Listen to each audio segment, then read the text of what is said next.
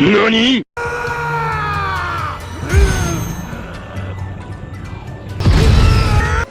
Oh, hell no!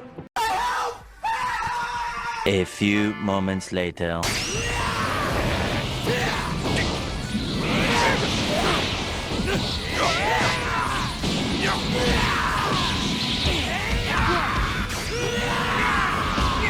It is what it is. Bandai, this event was way too easy, and we all know that you got something cooking in the works. So take out the knives, take out the forks, and take out the plates, and serve us some of that good shit.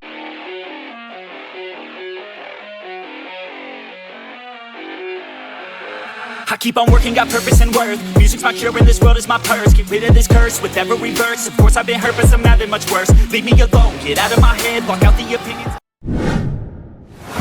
So as the title states, we want more. As a community, like, we're allowed to want more. If we enjoy the game, we like the game, and we want better things from the game, we're gonna want more. And it goes to show, they gave us an event, but we want more from it. Like, this event could have been 20 million times better replayability, and more competitive, but Bandai, maybe this was a tester run for something bigger to come, because I've been hearing in the works that, you know, there's gonna be bigger, better events in, you know, near future, so let's wait and see. Whatever my late father's done to you and yours, it's not my problem to deal with. Alright guys, to kick things off, let's talk about the difficulty of this event, because it wasn't difficult at all, in a sense. Now let me explain, because, okay, yeah, Broly had 3 different stages. You got, you know, basically beginning, intermediate, and then advanced, and obviously advanced being the strongest. Now, number one, the way Broly was just, he basically heavy hits, ki blasts, and then he barely uses his ult, which is fair enough. But when the times that he uses his ult is so annoying because you just don't expect it. Like, you will sidestep, but then all of a sudden he turns around and just ults, and you're like, wait, what? And I believe one of his ults is unblockable as well. I think when he's in his first form, that rush attack is unblockable. So even if you react by blocking quickly, you just can't block it. But yeah, you can vanish it and whatnot, and that, as you can see in the video, that's what I was doing. I was just vanishing it and whatnot.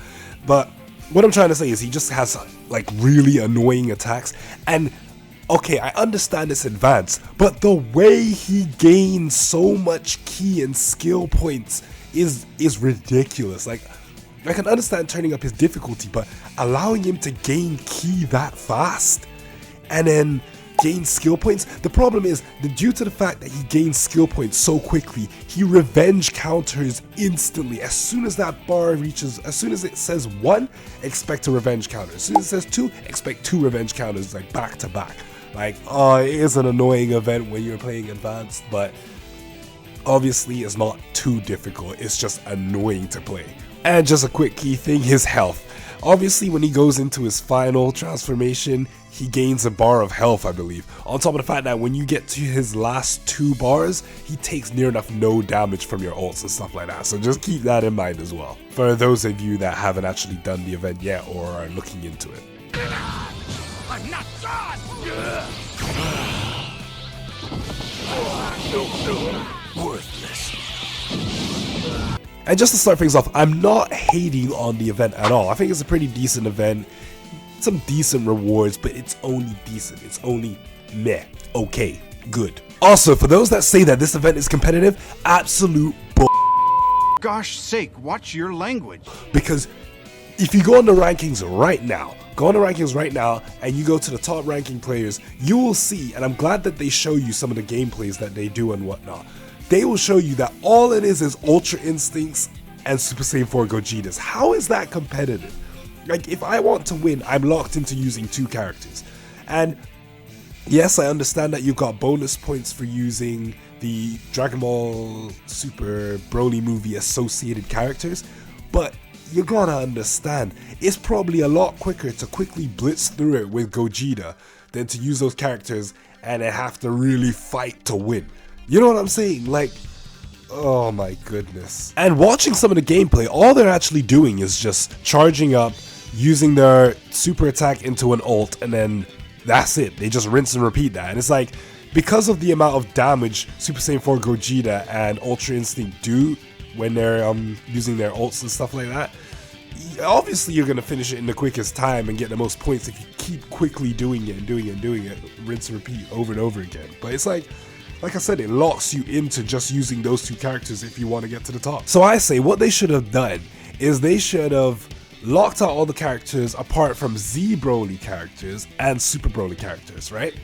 And I say Z Broly because then it opens up the roster just a little bit more, because there aren't too many Super Broly characters. And then what they could have done is they could have kept the percentage bonus for using the actual Broly related characters. And then for the Z Broly characters, just left it normal. That way you would have had a little bit more of the roster to use. You would have taken out all the broken characters and left it more competitive for people to kind of mix and match instead of just only using the two most broken characters in the game. Are you kidding me? You lost your cool again? Guess I better fix this. Guys, I'm not hating on this event. I'm not hating on this event at all. It's just I wanted this event to be better. And the one thing I want to be better right now is the rewards, because the rewards are ass in this event. Like 50 times to get one Super Dragon Ball, one lonely Super Dragon Ball. Now here's the thing, right? I understand that the Super Dragon Balls in this game are very hard to get. Like, they don't just drop like the other Dragon Balls do. So when there is a chance to get a Super Dragon Ball, you need to hop on it, which is probably why they added it in this event. But I'm saying, due to how rare you get Super Dragon Balls, I'm saying just give the full set, and it would make the event so more appealing. More people would tune into this event if you gave the full set. Now hear me out, I'm not saying give it for free. I'm saying, like, okay, only have it accessible on advanced. And hear me out, here's the criteria I would give. So you've got to do this event 50 times on advanced, only using the Broly movie characters to get the full set of Super Dragon Balls. I think that's a fair trade, because number one, the difficulty is at its max, so it's going to be hard to attain them anyway for certain people.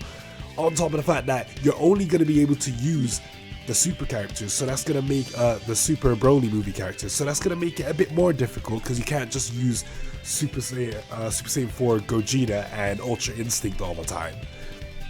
And you're, you know, replaying it 50 times, so it's going to take you some time to achieve it within the space of time that we've got already. So it's one of those things where it's like, okay, cool, they've given us one of each of the different Dragon Balls, but that's the only appealing thing to it. Unless you're a capsule freak and you love your capsules and whatnot, then, you know, you're gonna have a field day with this, because it does give you quite a few capsules. Me personally, the money is what kind, the Zenny is what kind of helped me out, because I was running low on Zenny, and then that was it really. Like, I got the Dragon Balls, but I still need like a good 4 or 5 of them and whatnot. So it's like, it helped me out, but then it was just underwhelming to me. Like I said, they could have made these rewards a lot more appealing, which would have attracted a lot more attention to this event, but heyo.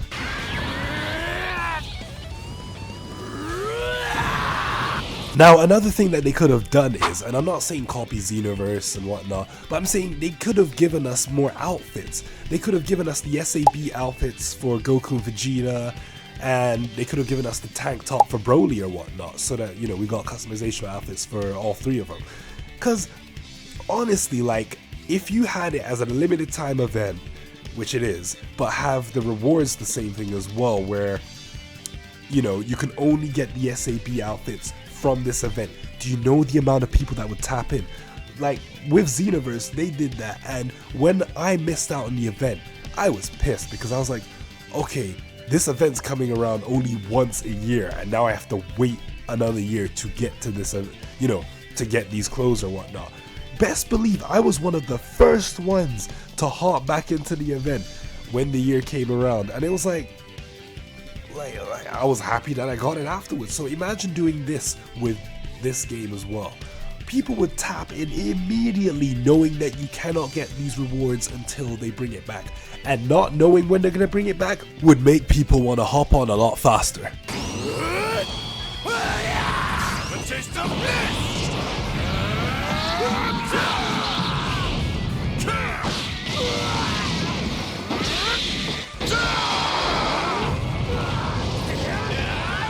Now, I'm gonna say this again, I'm not saying copy Xenoverse, but take elements from Xenoverse. There's a reason why this game is still running to this day, and they keep making DLCs and stuff like that for it.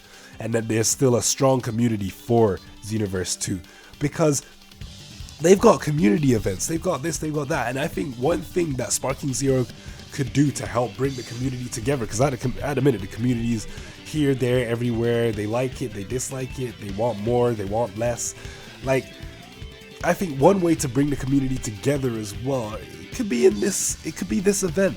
Like, they could have had Broly be this big boss character and then have a point system like what we've got at the minute, but have it contribute towards like a big health bar or a big point scale, and each time you reach a target within that scale, we get, as a community, we get like Dragon Balls or, you know, a really powerful capsule and whatnot.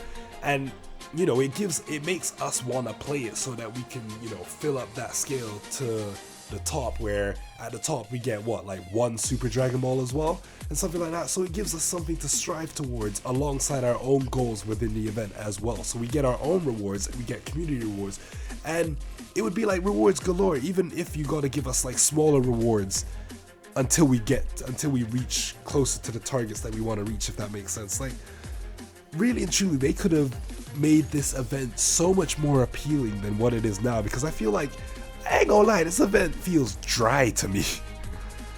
So what are you guys' hot takes on this? Because like I said, I don't hate the event, I'm not hating the event, I just wanted the event to be better, and really and truly it could have been better. Like, the ideas I expressed would have worked, they generally would have worked, it would have brought people back, because they would have been striving towards something a bit better than what we're getting now.